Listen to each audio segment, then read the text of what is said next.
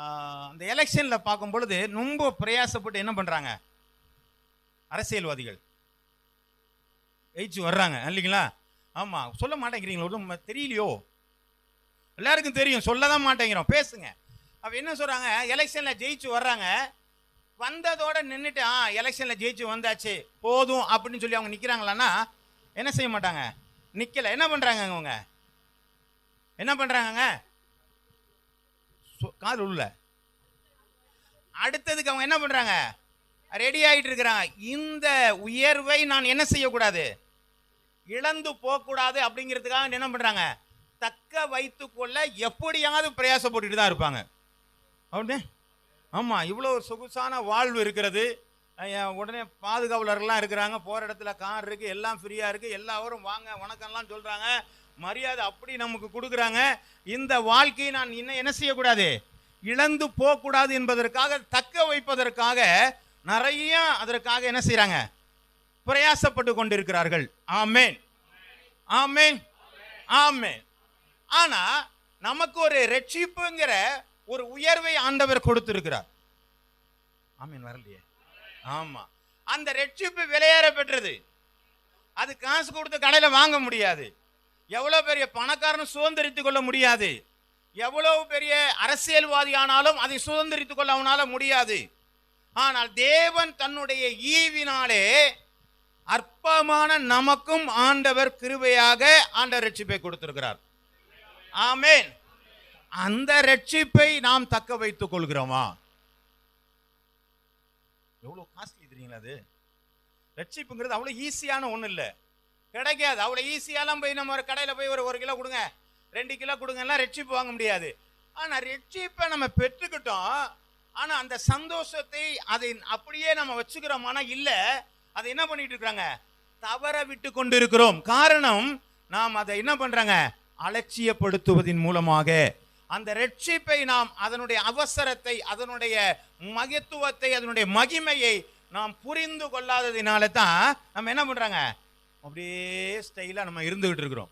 பவுல் அப்போஸ்தலன் அவர் சொல்றாரு, எல்லாத்தையும் நான் என்ன செய்யறேங்க, குப்பையும் தூசையுமா எண்ணுகிறேன். அவனுடைய உயர்ந்த அந்தஸ்து போயிட்டு போகுதுப்பா, நல்லா படிச்சிருக்கப்பா, போயிட்டு போதுங்க.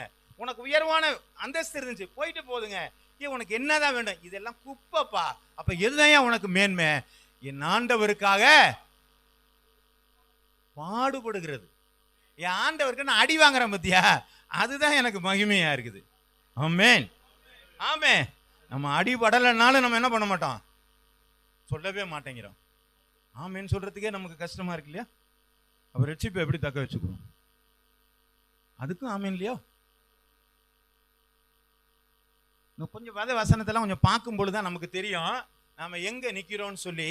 ஏனென்று சொன்னால், பரலோகம் இலவசம் அல்ல, பரலோகம் இலவசம் அல்ல. அங்க போறதுக்குன்னு சில குவாலிபிகேஷன் இருக்கு, அதுதான் போகணும். ஏசுநாதரை ஏமாத்திட்டு நம்ம என்ன செய்ய முடியாதுங்க, நம்ம போகலாம் முடியாது. சரி, அதை குறித்து தான் இன்னைக்கு நம்ம என்ன செய்ய போறோம், தியானிக்க போகிறோம். தலையை தாழ்த்தி நாம் ஜெபம் பண்ணுவோம். பரிசுத்தமும் நீதியும் நிறைந்த எங்க நல்ல பிதாவே, இந்த நல்ல வேளைக்காய் உமக்கு நாங்கள் நன்றி செலுத்துகிறோம். இந்த நாளிலும் ஆண்டவர் எங்களுக்கு கொடுத்த விலையேற பெற்ற அந்த ரட்சிப்பை ஆண்டவரே நாங்கள் தக்க வைத்துக் கொள்ள, சுதந்திரித்த அந்த காரியத்தை நாங்கள் விட்டுவிடாதபடிக்கு வேதங்களை நாங்கள் தியானித்து அதில் நேர்த்தியாய் நடக்க எங்களுக்கு நீங்க உதவி செய்வீராக. ஆசீர்வதியும் பொறுப்பெடுத்துக் கொள்ளும். மீட்பர் இயேசுவின் நாமத்தில் ஜெபிக்கிறேன் நல்ல பிதாவே, ஆமென். சரி, ஒரு வசனத்தை வாசிக்கலாம். 1 பேதுரு 2வது அதிகாரம் 9வது வசனத்தை நாம் வாசிக்கலாம். 1 பேதுரு 2:9, நீங்களோ உங்களை அந்தகாரத்தினின்று தம்முடைய ஆச்சரியமான ஒளியிடத்திற்கு வளைவரைத்தோருடைய, இப்ப பாருங்க அந்த வேத வசனம் என்ன சொல்லுது, நீங்களோ உங்களை அந்தகாரத்திலிருந்து. அப்ப நம்ம எங்க இருந்தாங்க இதுவரையிலும், எங்க பாருங்க அந்தகாரத்தில் இருந்தோம். அப்ப நம்மள அந்தகாரத்தில் இருக்கிற நம்மளை எங்க கொண்டு வந்து சேர்த்தாராங்க, ஆச்சரியமான ஒளியிடத்திலே. ரைட், ஆமென். அப்போ பாருங்க எவ்வளவு ஒரு விலையேற பெற்றது என்று சொல்லி. அந்தகாரத்திலே, இருளிலே, பாவத்திலே, சாபத்திலே உழண்டு கொண்டு போய் சாக்கடையில நின்ற நம்மை ஆண்டவர் தன்னுடைய மகிமையான வெளிச்சத்திற்கு நம்மளை என்ன செஞ்சாருங்க, வரவழைத்தவருடைய புண்ணியங்களை அறிவிக்கும்படிக்கு இதுதாங்க கடவுளுடைய பிள்ளைகளுடைய குவாலிஃபிகேஷன். கர்த்தருடைய பிள்ளைகள்லாம் யாருன்னு சொன்னாங்கன்னா, நீங்களாம் யாருங்கன்னு சொன்னாங்க, நாங்களாம் கிறிஸ்தவர். எப்படியா சொல்ற நம்பர்? சிலுவை போட்டிருக்கேன். சிலுவை போட்டிருந்தா கிறிஸ்தவர்கள். எங்க வீட்டில் படம் மாட்டியிருந்தா கிறிஸ்தவர்கள். ஆமே. நான் சர்ச்சுக்கு போனா கிறிஸ்தவன், பைபிள் வாசிச்சா கிறிஸ்தவன், ஜெபம் பண்ணா அப்படி வேதம் சொல்லல. அப்ப வேதம் எதை சொல்லுகிறது? நீங்கள் ஆண்டவருடைய பிள்ளைகளா இருந்தா அதனுடைய தகுதி என்ன என்று சொல்லப்பட்டிருக்கிறது. இப்ப வாசிங்களேன். அறிவிக்கும்படிக்கு முதல் காரியம் நீங்கள் தெரிந்து கொள்ளப்பட்டவராக இருக்க வேண்டும். ஆமென். எந்த மனிதனும் தேவனாலே தெரிந்து கொள்ளப்படவில்லை என்றால் தேவ பிரசன்னத்திற்கு வர முடியாது. ஹல்லேலூயா. அப்ப ஃபர்ஸ்ட் குவாலிஃபிகேஷன் தெரிந்து கொள்ளப்படுதல். சரி, இரண்டாவது ராஜரீக ஆசாரிய கூட்டம். அப்படின்னா நாங்க அர்த்தம், ராஜாவும் அவர்தான், ஆசாரியும் அவர்தான். பின்னாடி இதை வாசி பார்ப்போம். அப்போ ராஜரீக ஆசாரிய கூட்டம். இப்போ இல்லை ஒரே ஒரு காரியம் பார்த்தீங்கன்னா, லேவியர்கள் மட்டும்தான் ஆசாரியர்களாக இருக்க முடியும். ஆனால் இவருக்கு என்ன சொல்லியிருக்கிறாங்க? யூதாவில் இருக்கிறவன் ராஜாவா இருப்பாங்க. ஆனால் அந்த ரெண்டு கோத்திரத்தையும் என்ன பண்ணாங்க? பிளக் பண்ணி வச்சு என்ன பண்றாங்க? ராஜரீக ஆசாரிய கூட்டம் சொல்லிட்டாங்க. அப்போ இந்த ரெண்டு கோத்திரத்தில் இருக்கிறவளை ஒரு ஆளா மாத்தி இருக்கிற ஒரு உன்னதமான ஒரு கேரக்டர் ஒன்று உண்டு. அதை பின்னாடி நம்ம வாசிக்கலாம். அப்போ ஆசாரியர்களும் ராஜரீக ஆசாரிய கூட்டங்களாகவும் நம்மளை மாற்றி இருக்கிறார். ரெண்டு. மூணு, பரிசுத்த ஜாதி. அப்படின்னா யாருங்க நம்மலாம்? சொல்லுங்க. பரிசுத்த, நீங்க பரிசுத்த ஜாதியா? உங்கள்ட்ட பரிசுத்தம் இருக்குதா? கொஞ்சம் அப்படியே கேள்வி கேட்டீங்கன்னா, பரிசுத்தமா இருக்கணும், எல்லாம் பர்ஃபெக்டா, எல்லாம் பர்ஃபெக்டா, பார்வை பர்ஃபெக்டா, யோசனை பர்ஃபெக்டா, இருதயம் பர்ஃபெக்டா, செய்யறது பர்ஃபெக்டா, நடக்கையில பர்ஃபெக்டா, அதுதான் பரிசுத்த ஜாதி. அப்ப நீங்க யாரா இருக்கணுங்க? பரிசுத்த ஜாதியாயும் அவருக்கு சொந்தமான ஜனங்கள். அது என்னங்க சொந்தமான ஜனங்கள்? அவர் ஏற்றுக்கொண்டவர் சொந்தமான ஜனங்கள். அவரை தவிர வேற யாரும் கிடையாதுங்கிற மாதிரி சொந்தமாக்கிக்கிறது. அவ சொந்தமான ஜனம். யாருங்க? என் சொந்த பிள்ளைங்க, வளர்ப்பு பிள்ளை எல்லாம் கிடையாது, இது சொந்த பிள்ளை. அப்ப அந்த சொந்தம் என்கிற அந்த சொந்த ஜனங்களாக இந்த 4 வகை கேரக்டரை தான் இந்த வேதம் சொல்லிட்டு இருக்கு. இவங்கள தான் ஆண்டவர் என்ன சொல்றாருங்களாங்க? யாருங்க இவங்கெல்லாம்? இவங்கெல்லாம் யாருங்க? ஆமென். இவங்கெல்லாம் யாரு? இல்லையே. இந்த 4 பேர் யாரு? தேவனால தெரிந்து கொள்ளப்படலாம், அதெல்லாம் சேர்த்துதான் 4. இவங்கெல்லாம் யாரு? ரட்சிக்கப்பட்டெல்லாம் வேற யாரு? நாம தான். யாரு? அந்த வசனத்தை பேசுங்க. அந்தகாரத்தில் இருந்தவர்கள். அதை ஞாபகம் வச்சுங்க. முதல்ல நாம எங்க இருந்தாங்கிறத ஞாபகம் வச்சோம்னா இப்ப இருக்கிற இடம் சரியானதாங்க பொழுது அந்த இடத்த பார்த்துதான் தெரியும் நாம் எவ்வளவான அருவருப்பிலே இருந்திருக்கிறோம் என்று சொல்லி. ஹல்லேலூயா. நாம் ஒரு அருவருப்பான, மற்றவர்களால தூசிக்கப்பட, அசூசியப்படக்கூடிய ஒரு இடத்துல இருந்த நம்மள இன்னைக்கு ஆச்சரியமான ஒரு ஒளி இடத்துல வரவழைத்தவருடைய காரியங்களை அறிவிக்கும்படியாகத்தான் நம்மளை ஆண்டவர் தெரிந்தெடுத்திருக்கிறார். இந்த கர்த்தருடைய பிள்ளைகளுக்கு 4 கேரக்டர் இருக்கு. ஆமென். இந்த கேரக்டர் நம்மகிட்ட குறைவுபட்டுமானால் நம்ம இது என்ன பண்ண முடியாதுங்க? சிலுவை போட்டா கிறிஸ்தவன்லாம் என்ன பண்ண முடியாது? சொல்லவே முடியாது.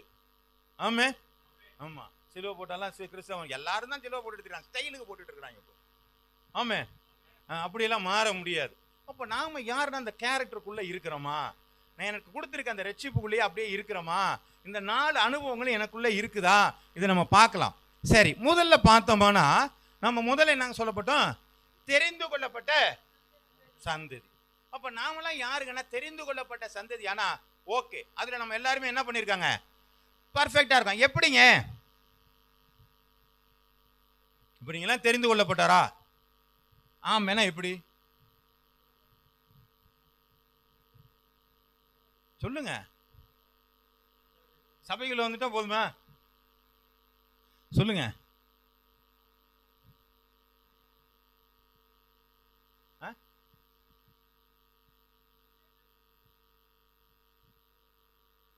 நம்மளாம் யாருங்க? தெரிந்து கொள்ளப்பட்ட நமக்கு எப்படி அடையாளம் என்னங்க? அங்க வாங்க. என்ன பண்ணிருக்கான்? என்ன உடன்படிக்கை பண்ணிருக்கான்? மாமிச அழுக்கை நீக்குகிறதா இராமல் தேவனோடு செய்கிற நல் உடன்படிக்கை பண்ணினவர்கள் தெரிந்து கொள்ளப்பட்டவர்கள். அதுதான் நமக்கு அடையாளமே. நான் ஆண்டவர் என்ன தெரிந்து கொள்ளப்பட்டானா எனக்கும் அவருக்கும் ஒரு எக்ரிமெண்ட் இருக்குன்னு அர்த்தம். இதுதான் தெரிந்து கொள்ளப்பட்டவர்கள். அந்த எக்ரிமெண்ட் இருக்குதுங்கிற ஞாபகம் இருக்கா? அது அன்னைக்கு எடுத்ததோட சரிங்க. அது சபைக்கு வர்றதுக்கான ஒரு காரணம் போல இருக்கு. அதுக்கப்புறம் அது என்ன தேவை? அப்படி இல்லைங்க. உங்களுடைய இருதயத்தோடு செய்கிற உடன்படிக்கை, ஆண்டவரோடு செய்கிற உடன்படிக்கை. அது வெளியில நாங்க ஞானஸ்நானம் கொடுக்கறது, கம்யூனியன் சர்வீஸ் கொடுக்கறது, ஞான உடன்படிக்கை பண்ணியிருக்காங்கிறதுக்காண்டி வெளிப்புற அடையாளம். ஆனால் உங்கள் அடையாளம் இருதயத்தில் ஏற்படுகிறதான உடன்படிக்கையான காரியங்கள். அதுதான் நமக்கு ஒரு அடையாளமா இருக்குது. சரி, இப்ப வாசிக்கலாம்.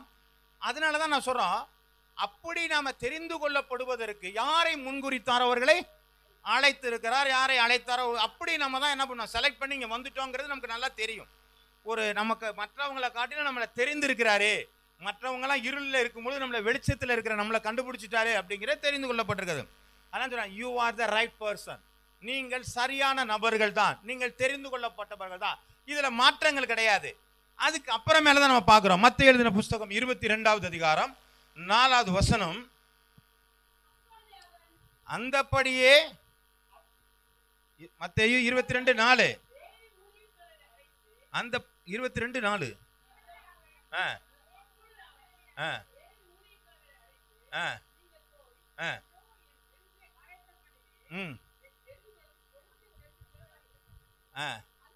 அந்தப்படியே அழைக்கப்பட்டவர்கள் அநேகர், தெரிந்து கொள்ளப்பட்டவரோ. அப்ப எல்லாரையும் ஆண்டவர் என்ன செஞ்சிருக்காருங்க? அழைத்திருக்கிறார். எல்லாரையும் யாருங்க? என்ன சுமை சுமந்து சோர்ந்து போறே, என்னிடத்தில் வாருங்கள், நான் உங்களுக்கு. அப்ப இந்த சத்தத்தை கேட்டு வந்திருக்கோம் தான் இப்ப நம்ம உட்கார்ந்துருக்கிறோம். ஆமென். அம்மா கொஞ்சம் கவனிங்களேன். நாம என்ன பண்ணிருக்கோம்? தெரிந்து கொள்ளப்பட்ட வந்திருக்கிறவங்கள. ஏன் அழைக்கப்பட்டவர் அநேகர், தெரிந்து கொள்ளப்பட்ட எல்லாரையும் ஆண்டவர் கூப்பிட்டாருங்க. ஆனா என்னதான் நான் தெரிஞ்சுக்கிட்டதுனால தான் நான் சபைக்குள்ள வந்து இன்னைக்கு நான் உட்கார்ந்துருக்கிறேன். அதற்காக கர்த்தருக்கு நீங்கள் நன்றி செலுத்துங்கள். யோவான் எழுதின புஸ்தகம் 15வது அதிகாரம் 16வது வசனம். நாம தெரிஞ்சுக்கிட்டோங்க. இல்லையே, நீங்கள் என்னை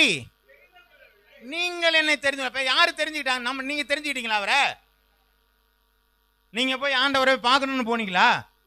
அப்ப நீங்கள் ஆண்டவரை தெரிந்து கொள்ளவில்லை. இப்ப என்ன சொல்லுங்க, வாசிங்க.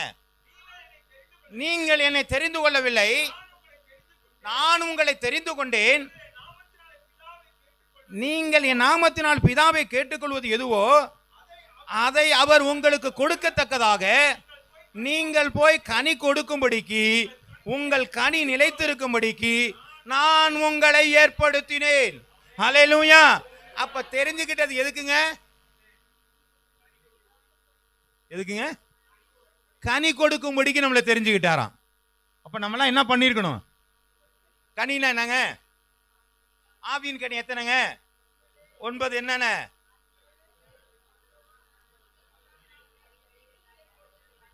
கும்பலோட எல்லாம் போகுதுன்னு நினைக்கிறேன்.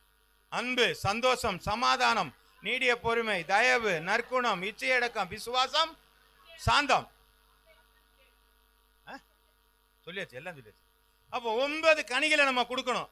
அப்ப நீங்களாம் தெரிஞ்சுக்கிட்டவங்க, ரைட் தானே? முன்னாடி சொல்லிட்டோம்லங்க, எல்லாரும் ராமன் நம்பி விட்டீங்க. இப்ப என்ன சொல்லிருக்கணும்னு சொல்லியிருக்காங்க? கொடுக்குறீங்களா? நீங்க கனி கொடுக்கலன்னா உங்க ரட்சிப்பை நீங்க தக்க வைக்கலன்னு அர்த்தம். உங்களுடைய மகிமையை நீங்க தக்க வைக்கலன்னு அர்த்தம். இழந்து போயிட்டீங்கன்னு அர்த்தம். ஆமே. உலகத்துல இருக்கிற ஒரு மனிதனே தன்னுடைய அதிகாரத்தை இழந்து போகாதபடிக்கு எத்தனையோ தில்லாலங்கடி வேலையெல்லாம் பண்ணிட்டு இருக்கிறான். அவ்வளோ காரியங்கள் பண்ணும் பொழுது நமக்கு கொடுத்த ரட்சிப்பையும் தெரிந்து கொள்ளுதலையும் நாம அப்படியே தக்க வைக்கணும்னா கனி கொடுக்கணும்னு சொல்லியிருக்கிறாரு. சத்தத்தையே காணும். இதெல்லாம் நம்ம சத்தம் இல்லாம இருந்தாலும் சரி, சத்தம் போட்டாலும் சரி, கொடுக்கலன்னா கொடுக்கலதான். லா மஸ்ட் பி லா. சட்டம் சட்டமாக இருக்கும். ஆண்டவருடைய வருகையும் பொழுது கிருபை கிடையாது. வருகும் பொழுது ஜட்ஜ்மெண்ட் மட்டும்தான். அங்க போய் நின்றுட்டு, ஆண்டவரே உம்முடைய நாமத்தினால் பிசாசுகளை துரத்தினேன், ஒரு நாள் கூட நான் சர்ச்சுக்கு வரலையா ஆண்டவரே? அப்படின்னு என்னங்க அர்த்தம்? என்ன சொல்றாரு? உங்களை அறியேன் அப்படின்றாரு. அப்ப நிலைமை எப்படி இருக்குன்னு யோசிச்சுக்கணும். ஆமே, மௌனமா இருக்கிறதுனால ஒரு பிரயோஜனம் இல்லை. கனி கொடுக்கலன்னா ஆண்டவரே நான் கனி கொடுக்க பிரயாசப்படுறேங்கிறதுக்காக நான் என்ன செஞ்சிருந்தேங்க, அந்த காம்ப்ரமைஸுக்காக நீங்க உள்ள வந்துருங்க. ஏன்னா நம்ம எல்லாரும் தெரியாதனால தவறி போயிருக்கலாம். ஆனா நமக்கு தெரிந்து கொண்ட பிற்பாடு அந்த காம்ப்ரமைஸ்க்குள்ள வந்து என்னை மாற்றும் என்று சொல்லுவதுதான் புத்திசாலித்தனமான ஒரு காரியம். சோத்திரம் உண்டாவதாக. அப்ப என்ன சொல்லணும்? நீங்க என்ன தெரிஞ்சுக்கலப்பா, நான் தான் உன்னை தெரிஞ்சுக்கிட்டேன். நான் எதுக்கு தெரியுமா உன்னை தெரிஞ்சுக்கிட்டேன்? நீ போய் கனி கொடுக்கும்படியா தெரிஞ்சுக்கிட்டேன். அப்ப கிறிஸ்தவ வாழ்வு என்பது கனி கொடுக்கிற வாழ்வாக இருக்கிறது. அந்த கனி கொடாத வாழ்வெல்லாம் அதன் வேறு அருகே கோடாரியானது வைக்கப்பட்டிருக்கிறது. அல்லேலூயா. வெட்டி சாச்சிடுறேங்கிறாரு. கொஞ்சம் கடுமையாக தான் இருக்கும். வசனங்கள் எப்பொழுதும் எப்படி இருக்குங்க? இருபுறம் கருக்குள்ளதாக இருக்கிறது. வாசிக்கலாம். 1 கொரிந்தியர் 1வது அதிகாரம் 26 இருந்து 28 வசனங்கள் வரை வாசிப்போம். எப்படி எனில், சகோதரரே, அழைக்கப்பட்ட அழைப்பை பாருங்கள். மாமிசத்தின்படி ஞானிகள் அநேகர் இல்லை, பிரபுக்கள் அநேகர் இல்லை. இப்ப பாருங்க, இந்த வசனம் என்ன சொல்லுதுன்னா, நீங்க அழைக்கப்பட்ட அழைப்பை பாருங்க. உங்களை தெரிஞ்சு கொண்டு அழைச்சாரு பார்த்தீங்களா? அந்த அழைப்பை அப்படியே பாருங்க. நீங்க ஞானிகள் இல்லையா, வல்லவர் இல்லையா, பிரபுக்கள் இல்லையா. அப்படின்னா என்னங்க? நீங்க உயர்ந்த அந்தஸ்து உள்ளவர்கள், நீங்க ரொம்ப யோக்கியமானவங்க அப்படிங்கிறதுக்காக உங்களை என்ன செய்யல ஆண்டவரே தேர்ந்தெடுக்கல. ஞானிகளை வெட்கப்படுத்தும்படிக்கு உலகத்தில் யார் எடுத்துக்கிட்டாருங்க? பைத்தியமானவைகளை தெரிந்து கொண்டார்.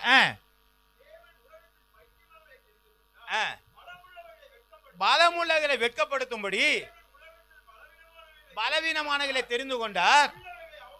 அவமானத்தும்படி இழிவானவைகளையும் அற்பமாய் எண்ணப்பட்டவர்களையும் இல்லாதவைகளையும் தேவன் தெரிந்து கொண்டார். அப்படின்னாங்க, ராஜாவை வெட்கப்படுத்தணும்னு சொன்னா ஒரு செம்படவன் நின்று பேசணும். அல்லேலூயா.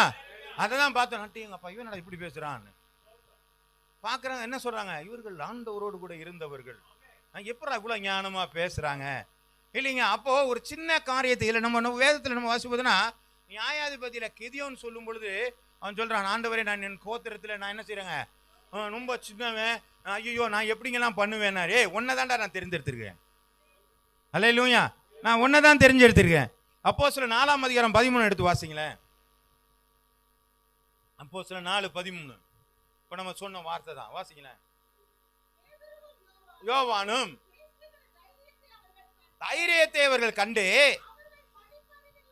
படிப்பறிவில்லாதவர்கள் என்று பேதமை உள்ளவர்கள் என்று அறிந்தபடினாலே ஆச்சரியப்பட்டார்கள்.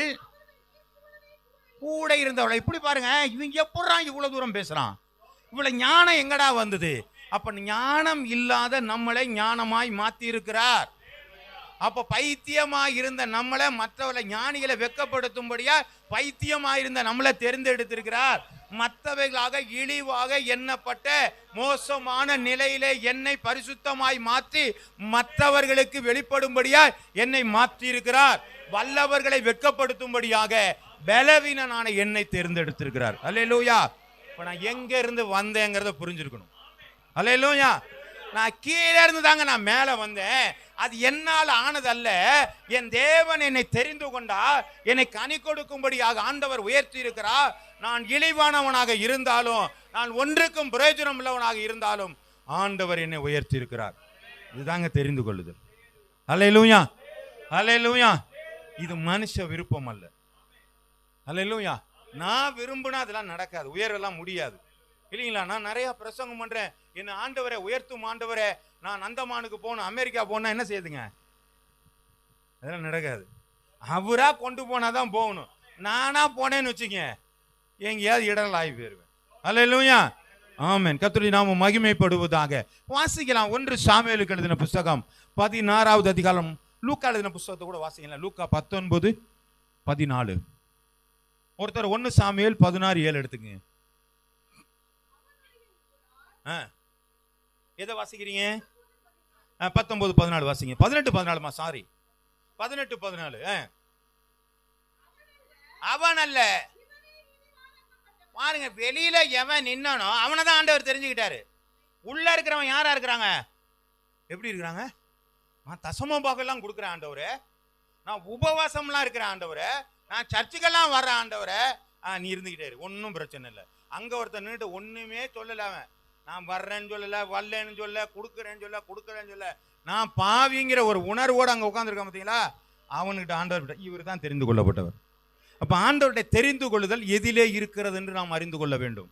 நாம் கொடுக்கிற பொருளினாலோ நாம் கொடுக்கிறதான ஒரு பிரசன்ஸ்னாலேயோ மாத்திரம் நம்மை தெரிந்து கொள்ளவில்லை. நம்முடைய இருதயத்தை பார்க்கிற தேவன் அதுல இருக்கிறத வச்சுதான் நம்மளை தெரிந்து கொண்டு இருக்கிறார். அல்லேலூயா. வாசிங்க இப்ப 1 சாமுவேல் 16:7.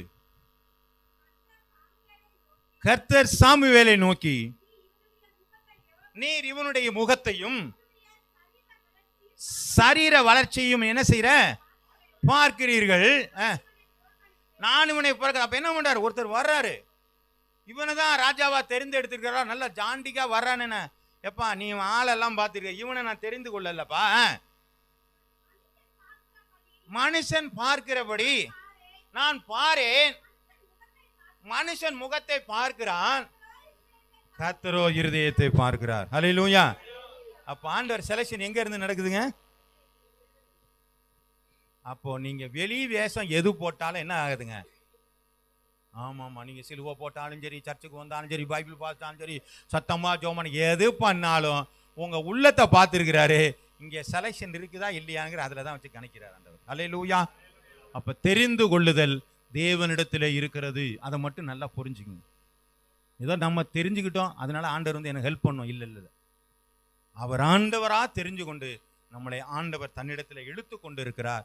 நாம் அவருக்கு பாத்திரவாய் நடக்கும் பொழுது அது ஆசீர்வாதம் உண்டாகிறதா இருக்கிறது. கர்த்தருடைய நாமம் மகிமைப்படுவதாக. வாசிக்கலாம். 2வது ஒரு காரியத்தை நாம் வாசிக்கலாம்.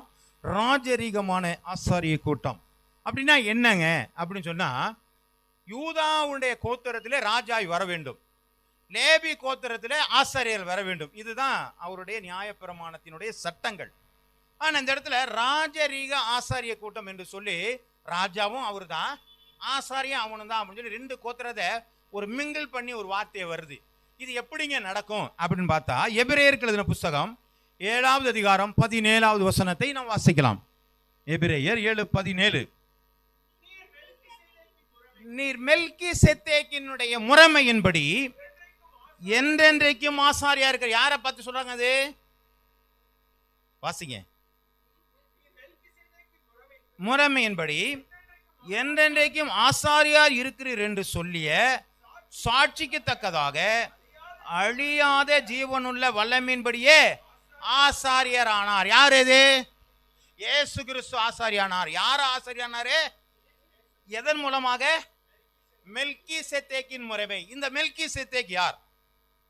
ஆபிரகாமினுடைய வாழ்நாளில் லோத்துனுடைய காரியங்கள் இருக்கும் பொழுது, அவர்களை கொள்ளை கொண்டு போகும் பொழுது, அவர்களை திரும்ப ஆபிரகாம் மீட்டு எடுத்து வரும் பொழுது அங்கே இருந்ததான அந்த ஆசாரியன், அவன் எங்க இருந்து வந்த ஆசாரியங்க?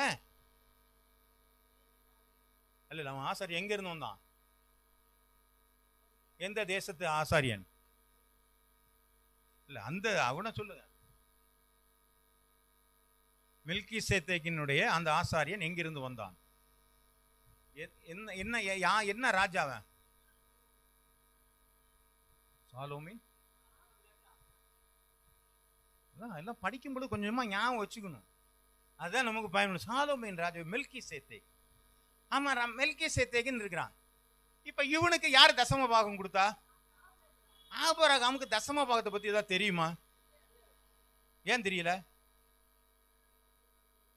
ஏன் தெரியல உனக்கு? ஆபிரகாமுக்கு ஏன் நியாயப்பிரமாணம் தெரியவில்லை?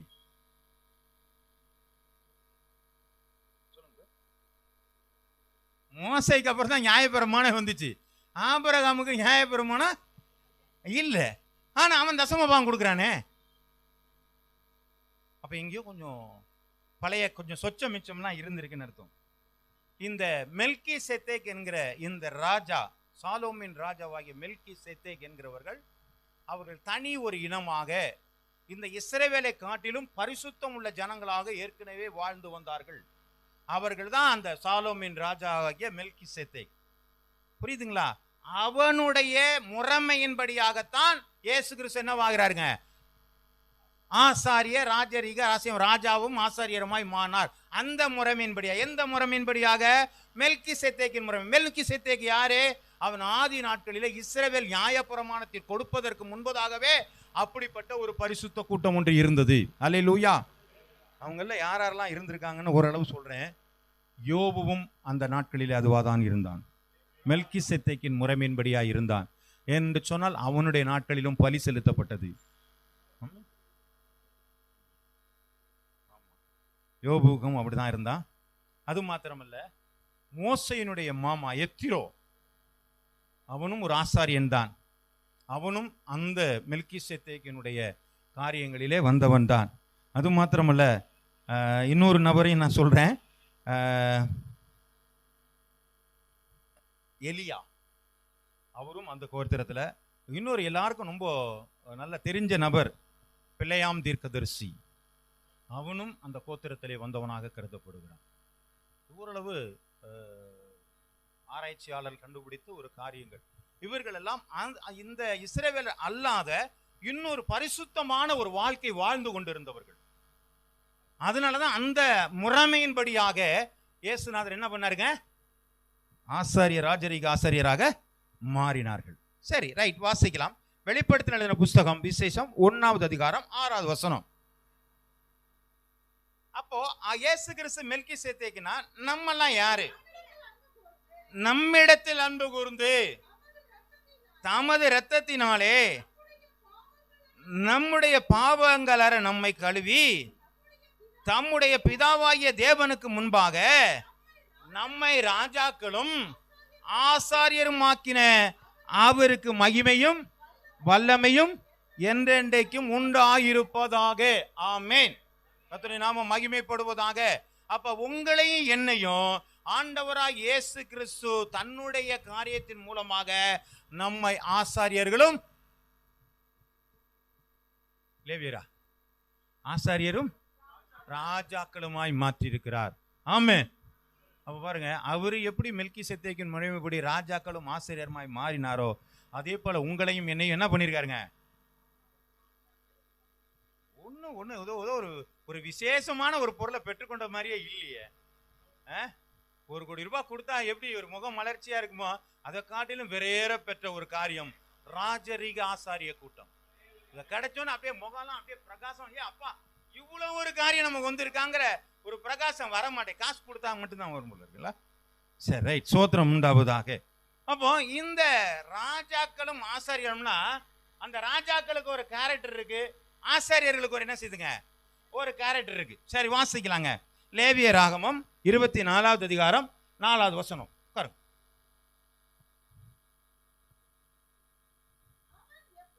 அவர் எப்பொழுதும் கர்த்தருடைய சந்நிதியில்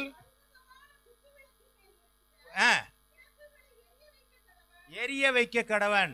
இப்போ ஆசாரியனா என்ன பண்ணுங்க? விளக்கு என்ன பண்ணிருக்கணும்? விளக்கு எப்போதும் எரிஞ்சிருக்கணும். என்ன பண்ணணும்? என்ன மாத்திக்கிட்டே இருக்கணும். என்ன பண்ணணும்?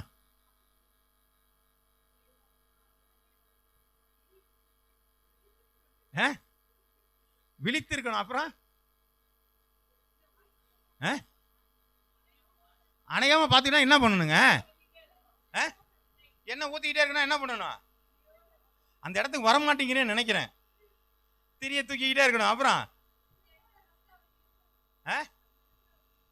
ஆமாமா, நான் ஆசாரியன்னா ஆண்டோடைய ஆலயத்தில் நிக்கணும். அங்கதான் நான் இருக்கணும். ஆமா, வரமாட்டேங்குது. நான் ஆசாரியனா இருந்தா எனக்கு அந்த பட்டம் எனக்கு வேணும்னா, ஒரு எலெக்ஷன்ல ஒரு முதலமைச்சரா வந்துட்டா தக்க வைக்கிறதுக்கு எவ்வளவு தூரம் பிரயாசப்படுறாங்களோ, அதே மாதிரி நான் ஆசாரியனா இருந்தால் என்னுடைய ஆசாரியத்துவத்தை நான் தக்க வைப்பதற்கு நான் தேவ சமூகத்தில் இருக்கணுங்க. ஆமே. நமக்கு அது வாரம் ஒரு முறை 2 மணி நேரம், அதுலேயும் பாதி தான் இல்லைங்களா? எல்லாத்துலேயும் அரைகுறையாக தான் நம்ம ஆண்டவர்கிட்ட கொடுக்குறோம். ஆசீர்வாதம் மட்டும் எப்படி முழுசா வருங்கிறீங்க? ஆண்டவர் அமுக்கி குலுக்கி சரிந்து கொடுக்கிறவர். அப்படியே ஏமாத்து கொடுத்துருவார். அப்படிலாம் கொடுக்க மாட்டாரு. நீங்க எதை வச்சு அளக்குறீங்களோ அது அப்படித்தானே, எதை கொடுக்குறோமோ அதை தான் கொடுப்பார். அந்த அளவின்படியே தான் சரி நமக்கு கொடுப்பார். அப்போ நான் ஆசாரியனானா இருந்தால் நான் தேவ சமூகத்திலே இருக்கிற விளக்கு அணையக்கூடாது. அப்ப என்ன ஊத்திக்கிட்டே இருக்கணும். விளக்கு என்பது வேதம் எதை சொல்லுகிறது? வெளிச்சம். சரி, அது அப்புறம் பார்த்துக்கோ. இன்னொரு காரியத்தை பார்த்துட்டு அப்புறம் பார்த்துக்கலாம். சரி, லேவியராகவும் 6வது அதிகாரம் 13வது வசனம்.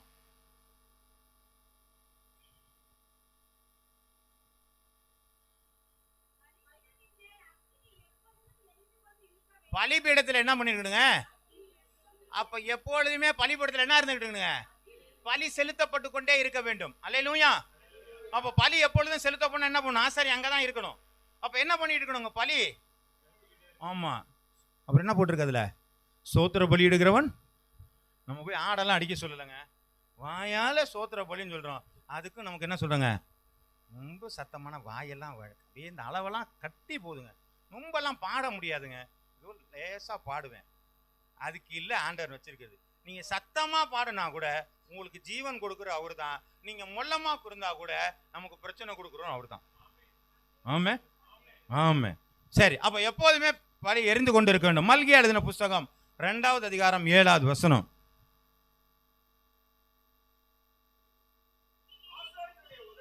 ஆசாரியனுடைய உதடுகள் அறிவை காக்க வேண்டும், வேதத்திலும் வாயிலே.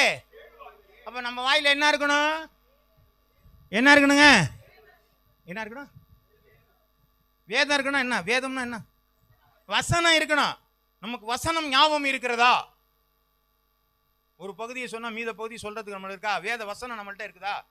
அப்போ ஆண்டவர் சொல்றார், நீங்க ஆசாரிய ராஜரிக கூட்டம் சொல்லி பேரு போட்டுக்கிறதுல ஒண்ணும் இல்ல.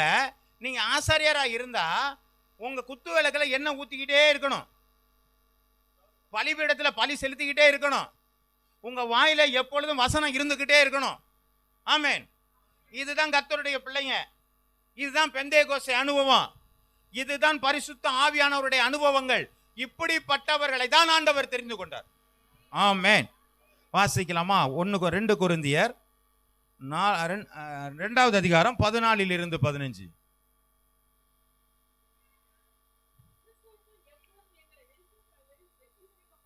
வெற்றி சிறக்க பணி எல்லா இடங்களிலும் எங்களை கொண்டு அவரை அறிகிற அறிவின் வாசனையை வெளிப்படுத்துகிறதற்கு சோத்திரம். அப்ப எப்பொழுதுமே நம்மகிட்ட ஒரு வாசனை வீசிக்கிட்டே இருக்கணும், தேவ வாசனை வீசிட்டு இருக்கணும். சர்ச்சில் வந்தா ஒரு வாசனையா இருக்கு, வீட்டுக்கு போனா ஒரு வாசனையா இருக்கு, வெளியில போனா ஒரு வாசனையா இருக்குன்னா என்ன அர்த்தங்க? என்ன அர்த்தங்க? இடத்துக்கு இடம் மாறிட்டு இருக்கோம்னு அர்த்தம். அதுக்கு வேற பேர் இருக்கு. சரி, சோத்திரம் உண்டாவதாக. அப்படி இல்லை நாம. ஆமே. அப்ப முதல்ல நம்ம என்ன பண்ணிட்டாங்க? நான் தெரிந்து கொண்டிருக்கிறேன். 2வது யாரா இருக்கிறாங்க? ராஜரீக ஆசாரிய கூட்டமாய் நான் இருக்கிறேன். வாசிங்க. சரி, ஆசாரியனா இதெல்லாம் இருக்கணும். ராஜானா எப்படி இருக்கணும்? 1 சாமுவேல் 10வது அதிகாரம் 24வது வசனம். 1 சாமுவேல். அப்பொழுது சாமுவேல் எல்லா ஜனங்களையும் நோக்கி, கர்த்தர் தெரிந்து கொண்டவனை பாருங்கள், சமஸ்த ஜனங்களுக்குள்ளும்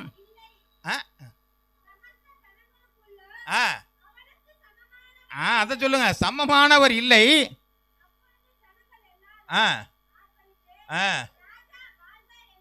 அப்படின்னா என்ன அர்த்தங்க? மற்றவங்களை போல நீங்க ராஜாவா இருக்கிற நீங்க என்ன செய்ய மாட்டீங்க? இருக்க மாட்டோம். ஆனா நம்ம என்ன சொல்றாங்க? ஊரோட ஒத்து போகணுங்க. அப்படி சொல்லவே இல்லை. அது என்ன சொல்லியிருக்கீங்க? பாருங்க, அவனுக்கு சமமானவரே இல்லை. அப்ப நம்மளை ஈக்குவல் பண்ணவே ஆள் இல்லை. நம்மளை ஈக்குவல் பண்ணா இன்னொரு பரிசுத்தவான் தான் இருக்கணும். மற்றவர்களுக்கும் நமக்கும் நல்ல வித்தியாசம் தெரியணும். அதான் ராஜா.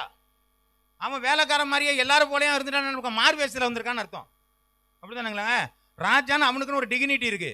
அவன் எல்லா இடத்துலையும் போய் நிற்க மாட்டான், எல்லா இடத்துலையும் பேச மாட்டான், என்ன ஒரு மாதிரியா பேச மாட்டான். எல்லாவற்றுக்கும் அவனுக்கு அனுபவிக்க தகுதி இருக்கு. ஆனாலும் எல்லாமே அவனுக்கு என்ன இல்லைங்க? தகுதியா இராது. அப்ப அவனுக்குன்னு ஒரு கெப்பாசிட்டி இருக்கு. நீங்க ராஜாவா இருந்தீங்கன்னா உங்களுக்குன்னு ஒரு கெப்பாசிட்டி இருக்கு. அந்த கெப்பாசிட்டியை நீங்க இழக்க கூடாது. அதுதான் அந்த வேத வசனம் சொல்லுது. வாசிக்கலாம். 1 சாமுவேல் 16வது அதிகாரம் 13வது வசனம். அப்பொழுது சாமுவேல் தைல கொம்பை எடுத்து அவன் சகோதரன் நடுவிலே, ராஜானா அபிஷேகம் பண்ணப்பட்டிருக்கணும். அப்ப நம்மளாம் யாருங்க? ராஜானா யாருங்க? நம்ம அபிஷேகம் பண்ணணும். எப்படி அபிஷேகம் பண்ணா எப்படி பண்ணிருக்கணும்? கரெக்ட் சொல்லுங்க, சத்தம் வர மாட்டேங்குது. பரிசுத்த ஆவியினால் அபிஷேகம் பண்ணப்பட்டிருக்கணும். அப்ப பரிசுத்த ஆவியினுடைய அபிஷேகம் என்னிடத்துல இல்லை என்று சொன்னால் நான் ராஜாவாக இருக்கிறேனா என்பது டவுட்டு. அப்படி இல்லைன்னா கேட்கணும். ஆண்டவர் கொடுக்க மாட்டேன்னு சொல்லவே இல்லையே. அதுக்கு ஒரு விளக்கரையும் கேட்கல ஆண்டவர். நீ கேளு தரேன்னு இருக்கிறாரு. அந்த அபிஷேகத்தை கேட்கறதுக்குமே நமக்கு என்ன இருக்குங்க? டைம் இல்லை. நான் கேட்குற அளவுக்கு எனக்கு டைம் இல்லை. நான் ஏகப்பட்ட பிஸி. அதனால அங்கே உட்காந்து ஆண்டவர்கிட்ட போயிட்டு ஆண்டவர் எனக்கு கொடுங்கன்னு சொல்லி கேட்குற அளவுக்கு இல்லை. நாம தான் ஏற்கனவே சுருக்கமான ஜெபத்திற்கு பெருக்கமான ஆசீர்வாதத்தை தாரும் ஆண்டவர்னு சொல்லி அப்படியே எல்லாத்தையும் ஆண்டவர்கிட்ட தள்ளி விட்டுட்டு நம்ம பாட்டு போயிட்டு இருக்கிறோம். ஏன்னு கேட்டால் முடியல ஆண்டவரை, எனக்கெல்லாம் நான் அதெல்லாம் பார்த்துட்டுலாம் இருக்க முடியும். இப்படியே சொல்லி நம்முடைய ராஜரீகத்தை இழந்து போய் கொண்டிருக்கிறோம். அல்லேலூயா, அல்லேலூயா. ராஜரீக வாழ்க்கை என்பது ராஜரீக ஆசாரிய வாழ்க்கை என்பது ஒரு மேலான ஒரு வாழ்க்கை. இந்த மேலான வாழ்க்கையை நாம கீழே கொண்டு போய் கொண்டிருக்கிறோம். அல்லேலூயா, அல்லேலூயா. நீங்க தெரிந்து கொள்ளப்பட்டவராயிருந்தால் உங்களுடைய வாழ்க்கை ராஜரீக ஆசாரிய கூட்ட வாழ்க்கையா இருக்கணும். அது ஆண்டவரால் தெரிந்து கொள்ளப்படும் பொழுது கனி கொடுக்கிற அனுபவம் இருக்கணும். ரெண்டாவது காரியத்தை நம்ம பார்க்குறோம், நமக்கு இருக்கிற ராஜ மேன்மை இருக்கணும். ஆண்டவருடைய அபிஷேகம் நமக்குள்ள இருக்கணும். அது மாத்திரமல்ல, நான் ஆண்டவருக்கு என்று பலி செலுத்துகிறவனாக வேத வசனம் எப்பொழுதுமே என் வாயில இருக்கணும். ஆமென், அல்லேலூயா. நம்ம அதை தவிர நிறைய பேசிட்டு இருக்கோம். கட்ட நிறைய பேசுறேன். நான் உருவம், அந்த கதை, இந்த கதை, அரசியல் இல்லைங்களா, பக்கத்து வீட்டு கதை, எழுத்து வீட்டு கதை, அவன் அங்கே போனான், இவன் இங்கே போனான், நிறைய அதெல்லாம் நிறைய பேசிட்டு இருக்கிறோம். வசனத்தை பேசுவோமானா பார்ப்போங்க. இப்படிதான் நம்ம நிலைமை இருக்குது. சரி, இதெல்லாம் யோசிச்சுக்கேன். சரி, 1 பேதுரு 2வது அதிகாரம் 5வது வசனம். ஜீவனுள்ள கற்களை போல ஆவிக்கேற்ற மாளிகையாகவும் இயேசு கிறிஸ்து மூலமாக தேவனுக்கு பிரியமான ஆவிக்கேற்ற பலிகளை செலுத்தும்படிக்கு பரிசுத்த ஆசாரிய கூட்டமாகவும் கட்டப்பட்டு வருகிறீர்கள். அப்படின்னு என்ன அர்த்தம்? இந்த வசனத்தை கேட்க கேட்க நீங்க மாறிக்கிட்டு இருக்கீங்கன்னு அர்த்தம். அப்ப கேட்டு கேட்டு நீங்க மாறலன்னு இருந்தா இந்த வசனங்கள் வேற எங்கேயோ போயிட்டு இருக்குன்னு அர்த்தம். எங்க?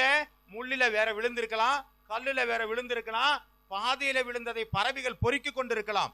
ஆமே, நல்ல நிலத்திலே இந்த வார்த்தைகள் விழுந்திருக்குமானால் நிச்சயமாக பலன் கொடுக்கும். அல்லேலூயா. உங்களுடைய இருதயம் நல்ல நிலமாக மாறுவதாக. சரி, 3வது ஒரு காரியம். முதல் காரியம் தெரிந்து கொள்ளப்படுதல், 2வது காரியம் ராஜரீக ஆசாரிய கூட்டம், 3வது காரியம் சொந்த ஜனங்கள். வாசிக்கலாம். அதுக்கு வாசிக்கலாம். யோவான் எழுதின புத்தகம் 1வது அதிகாரம் 12வது வசனம். சொந்த ஜனங்கள் அவருடைய நாமத்தின் மேல் விசுவாசம் உள்ளவர்களாய் அவரை ஏற்றுக்கொண்டவர்கள் எத்தனை பேர்களோ அத்தனை பேர்களும் தேவனுடைய பிள்ளைகளாகும்படிக்கு அதிகாரங்களை கொடுத்திருக்கிறார். இதுதான் சொந்த ஜனம். அவரை விசுவாசிக்கணும். அவரை விசுவாசிக்கணும் என்ன அர்த்தம்? ஒரு விசுவாச பிரமாணம் எல்லாத்தையும் சொல்லுவாங்க, தெரியுங்களா? யாருக்கா ஞாபகம் இருக்கா? விசுவாச பிரமாணம் ஞாபகம் இருக்குங்களா? அது ஒரு காலத்தில் சொன்னோமுங்க, இப்பெல்லாம் அதெல்லாம் மறந்து போச்சு. அது ஒன்றும் தப்பான ஒரு விசுவாச பிரமாணம் இல்லை. நல்ல காரியத்தான் சொல்லிட்டு இருக்கிறாங்க இல்லையா? ஆண்டவர் பிறந்தா, கன்னி மரியின் வயிற்றில் பிறந்தா, அவர் நமக்காக பாடுபட்டா, ஆமா, சிலுவையில் அடையப்பட்டார், 3வது நாளில் உயிர்த்தெழுந்தார், அவர் வரப்போகிறார். இதுதான் விசுவாச பிரமாணம் இல்லைங்களா? இது இல்லையா? ஆமா, சொல்லுங்க. ஆமான்னு சொன்னாதான் எனக்கு கொஞ்சம் நான் தப்பா சொல்ற மாதிரி தெரியுது. சரி, அப்ப என்ன பண்றாங்க? அவருடைய சொந்த ஜனம்னா அவரை விசுவாசிக்கணுங்க. அவர் என்ன சொல்றாரோ அதுதான். அவர் பைபிள்ல என்ன சொல்லி இப்படி நடன்னு சொன்னா ஆமா அப்படியே நடப்பேன். வேற வழி இல்லையா? வேற வழியே கிடையாது. அப்ப என்ன சொல்ற? Not secular. நீங்க வெளியில இருக்கிற ஆட்கள் மாதிரி நினைக்காதீங்க. உங்க அப்பா பேர் என்ன? எங்க அப்பா பேர் ஆரோக்கியசாமி. உங்க தாத்தா பேரு அவர் வேற ஒருத்தர் ஏதோ ஒரு அந்தனி சாமி. இப்படியே நிறைய சாமி எல்லாம் சொல்லிட்டு போகலாம். ஓம் பேரு இவர் ஒரு கிறிஸ்டின் பேரை சொல்லிடுவார். அப்படின்னா யாருங்க நீங்கள்? நாங்களாம் கிறிஸ்டின். ஆமாம், நீங்களாம் கிறிஸ்டின் தான், ஆனால் செக்குலரில். அப்படின்னா என்ன அர்த்தங்க? வெளிப்படையாக எல்லாரும் பார்க்கும்போது என்ன பண்ணியிருக்காங்க? கிறிஸ்தவர்கள். ஆனால் இந்த அங்கீகரிப்பு மேலே செல்லாது. அங்கே செல்லும்போது சொல்றாரு, அவர் என்ன சொல்றாரு? என்மேல் விசுவாசம் உள்ளவர்களாய் அவரை ஏற்றுக்கொண்டவர்கள் எத்தனை பேர்கள்? ஏற்றுக்கொள்ளுதல் என்னங்க? ஒரு கணவனை பார்த்து என்ன பண்றாங்க? ஒரு ஆம்பளையால பார்த்து ஒரு பொம்பளையால பார்த்து என்ன சொல்றாங்க? நீங்க ஏத்துக்கிறீங்களா? ஏத்துக்கிறேன். நீங்க இவரை ஏத்துக்கிறீங்களா? ஏத்துக்கிறேன். மரணம் நம்மை பிரிக்காத வரையிலும். கொஞ்சம் பேருக்கு அனுபவம் இருக்கும்னு நினைக்கிறேன். ஆமா, விட்டு விடாமல் இருப்பீர்களா? விட்டு விடாமல் இருப்பீங்கள். அப்போ இங்கெல்லாம் சொல்லும்போது அவரை விட்டுறோமா? மனைவியை விட்டுறோமா? கணவனை விட்டுருவோமா? ஆனா இங்க மட்டும் ஏன் விட்டுறான்? ஏங்க விட்டுறான்? விசுவாசம் உள்ளவராய் ஏற்றுக்கொண்டவர்களோ. அங்கேயும் விசுவாசம் உள்ளவரெல்லாம் ஏற்றுக்கொண்டோம், அங்க அடிதடி விழுந்துரும். ஆமே, ஆமா. நீங்க என்ன நடக்குது? ஒண்ணுமே நடக்கல. அதனால என்ன பண்ணிடுற? கவலை கிடையாது. அந்த ஒன்னும் நடக்கலாம். துர்க்கிரியைக்கு தக்க தண்டனை சீக்கிரம் நடவாதபடியினால் மனுபுத்திரன் இருதயம் பொல்லாங்க செய்ய அவனுடைய துணிகரம் கொண்டுள்ளது. இது எங்க இருக்குன்னு கேக்குறீங்களா? திருவாசகத்தில் இருக்கு. ஆமே, எல்லாத்துக்கும் ஆமேன் தானே? பைபிள்ல தாங்க இருக்குது, திருவாசகத்துல இல்லை. சொல்றேன், இதெல்லாம் இருக்குது, பைபிள்ல தான் இருக்குது. துர்க்கிரியைக்கு தக்க தண்டனை சீக்கிரம் நடவாதபடினாலே மனுபுத்திரன் இருதயம் பொல்லா செய்ய துணிகரம் இல்லை. எனக்கு சொன்னோன்னே தண்டனை கிடைச்சுன்னா அப்பு சிப்புன்னு இருப்பேன். ஒன்று தண்டனை கிடைக்காதனால என்ன பண்றாங்க? நான் என் இஷ்டத்துக்கு ஆடிட்டு இருக்கிறேன். சரி, ரைட். அப்ப என்ன பண்ணாங்க? அவரை ஏற்றுக்கொண்ட எத்தனை பேர்களோ. அப்ப ஏற்றுக்கொள்ளுதல்ங்கிறது அனுபவத்தை சொல்லிட்டேன். கணவன் மனைவியை ஏற்றுக்கொள்கிறதும் மனைவி கணவனை ஏற்றுக்கொள்கிறதும் எப்படியோ அப்படிதான் என்னுடைய மணவாட்டியாகிய நான் மணவாளனான இயேசுவை ஏற்றுக்கொள்கிறது. அந்த மணவாளனுக்கு கற்புள்ள கன்னிகையாக நான் உலகத்திலே ஜீவிக்க வேண்டும். அல்லேலூயா. அப்படின்னு என்ன அர்த்தங்க? இன்னொரு ஆளு இங்க வெளியில சுத்தி திரிகிறாரு. அவர் எப்படா நம்மளை கீழே தள்ளணும் நம்மளை என்ன பண்றாருங்க? சுத்திக்கிட்டே இருக்கிறாரு. நம்ம மணவாட்டி என்ன பண்ண கூடாதுங்க? கற்புள்ள ஆள், அதை பார்க்கவே கூடாது. அப்ப யாரை தான் பார்க்கணும்? அவரை நோக்கி பார்த்தார்கள், முகங்கள் பிரகாசம் அடைந்தது. சோத்திரம். யோவான் எழுதின புத்தகம் 3வது அதிகாரம் 16வது வசனம். தேவன் தம்முடைய ஒரே பேரான குமாரனை விசுவாசிக்கிறவன் எவனோ அவன் கெட்டு போகாமல் நித்திய ஜீவன். முதல்ல சொல்லும் பொழுது யாரு அவரை ஏற்றுக்கொள்கிறார்களோ, அங்க முதல்ல என்ன சொல்றாங்க? அவர் யாரு விசுவாசிக்கிறாங்களோ இதை பத்தி தான் சொல்லிட்டு இருக்கு. அப்ப அந்த மாதிரி தான் சொந்த ஜனங்கள் இருப்பார்கள். அல்லேலூயா. சொன்ன சொல்லேருந்து மாற மாட்டாங்க. வாசிக்கலாம். மத்தேயு எழுதின புத்தகம் 1வது அதிகாரம் 21வது வசனம். அவன் ஒரு குமாரனை பெறுவாள், அவருக்கு இயேசு என்று பெயரிடுவாயாக, ஏனெனில் அவர் தமது ஜனங்களினுடைய பாவங்கள். அப்ப என்ன சொல்றாங்க? பாவத்தை மறைக்கிறவன் வாழ்வடைய மாட்டான். அறிக்கை செய்து யாரு விட்டுறாங்களோ. அப்ப புரியுதுங்களா? அப்ப இவங்களை தான் சொல்றாங்க, அவங்களுடைய பாவங்களை தான் போக்குறாங்களா. அப்ப தமது ஜனங்களின் பாவங்கள். அது மாத்திரம்ல என்ன போட்டிருக்குங்க? எவன் நித்திய ஜீவனுக்கு அவரை விசுவாசிக்க எவனோ, அந்த எவனோ ஒண்ணு. அடுத்து பாத்தீங்கன்னா எத்தனை பேர்களோ. அப்ப யாரெல்லாம் அவர்கிட்ட யாரெல்லாம் வந்து அவரை ஏற்றுக்கொண்டு அவர் வழியில் நடக்கிறாங்களோ அவங்கள் தான் அவருடைய ஜனங்களாக இருக்கிறார்கள். பேரை வச்சுக்கிட்டு ஒன்றும் புண்ணியம் இல்லை. அது கவர்மெண்ட்டே கொடுத்துருச்சுங்க. நாங்கள் கிறிஸ்டியன்னு சொல்லி இதை யாராலையும் மாற்ற முடியாது. ஆமாங்க, உலகத்தில் உங்களை யாராலையும் கிறிஸ்டியன்னு உங்களை என்ன பண்ண முடியாது, உங்களை அதிலிருந்து மாற்ற முடியாது. ஆனால் தேவன் வேத வசனம் என்ன சொல்லுகிறது? முதல் அந்தியா பட்டணத்திலே கிறிஸ்துவனுடைய சீசர்களுக்கு கிறிஸ்தவர் என்று பெயர் வழங்கலாயிற்று. எழுத்தாயிலும் எழுத்தினுடைய உறுப்பாகிலும் மாறுவதில்லை, நிறைவேறுகிறதாயிற்று. அப்ப என்ன சொல்லியிருக்காங்க? அங்கதான் மாறி இருக்கான். அவன் சீசரை பார்த்தா கிறிஸ்தவன் சொன்னான். இன்னைக்கு ரோட்ல போறவன் வரவெல்லாம் என்ன சொல்லிட்டு இருக்காங்க? நாங்களாம் கிறிஸ்தவங்க. நீங்களாம் கிறிஸ்தவங்களா இருந்துட்டு போங்க. ஆனா சபைக்குள்ள அப்படி இருக்காது. ஆமே. அப்ப ஆண்டவருடைய சொந்த ஜனங்கள் என்கிறதற்கு ஒரு கேரக்டர் இருக்கு. அவருடைய மேல் நம்பிக்கை, அவரை மட்டுமே நம்பிக்கை. அவர்கள் தான் ஆண்டவருடைய ஜனங்களாக இருக்கிறார்கள். எபேசியர் எழுதின புத்தகம் 1வது அதிகாரம் 13 to 14 வசனங்கள். நீங்களும் உங்கள் ரட்சிப்பின் சுவிசேஷம். அப்ப நமக்கு ரட்சிப்பு எங்க இருந்து வந்துச்சு? அது சுவிசேஷம்னா என்ன? வேத வசனம், சத்திய வசனத்தை கேட்டு. அப்ப எது மூலமா ரட்சிக்கப்பட்டான்? பக்கத்து வீட்டுக்காரர் வாங்கன்னு சொன்னாரு, அதனால வந்து ரட்சிக்கப்பட்டானுமா? இல்ல இல்ல, வசனத்தை கேட்டு ரட்சிக்கப்பட்டு விசுவாசிகளான பொழுது, சத்திய வசனத்தை கேட்டு ரட்சிக்கப்பட்டு விசுவாசிகளான பொழுது வாக்குத்தத்தம் பண்ணப்பட்ட பரிசுத்த ஆவியால் அவருக்குள் முத்திரை போடப்பட்டீர்கள். அப்படிதானே? அப்ப நீங்க வசனத்தை கேட்டு ரட்சிக்கப்பட்டு விசுவாசிகள் ஆனா அடுத்த இடத்துக்கு என்னத்தை கொண்டு போறாருங்க? பரிசுத்த ஆவி. என்ன இல்ல பாதி பாதியில நிக்குதுமா? பாடிங்க பாடிங்க, நல்லா சொல்லுங்க. பாரிஸ் அப்படி போனிச்சுன்னா உங்களால புரியாது. நான் சொல்றதை ஓட ஸ்பீடோட வாங்க. நீங்க வசனத்தை கேட்டு ரட்சிக்கப்பட்டு என்ன பண்ணீங்க? ஆமா, விசுவாசிகள் ஆன பொழுது பரிசுத்த ஆவியினால முத்திரை போடப்பட்டிருக்கீங்க. அப்ப நீங்க முத்திரை போடப்படலை, பரிசுத்த ஆவி இல்லைன்னு சொன்னா ரட்சிப்புல ஏதோ கோளாறு இருக்குன்னு அர்த்தம், விசுவாசத்துல ஏதோ கோளாறு இருக்குன்னு அர்த்தம், அதனால பரிசுத்த ஆவி கிடைக்கலன்னு அர்த்தம். நான் சொல்லல, இதுல ரெகுலரா வர்ற அப்படியே ஒரு ப்ராசஸா வருது. இது கிடைச்சா அடுத்து, அது கிடைச்சா அடுத்து, அடுத்ததான் இருக்குது.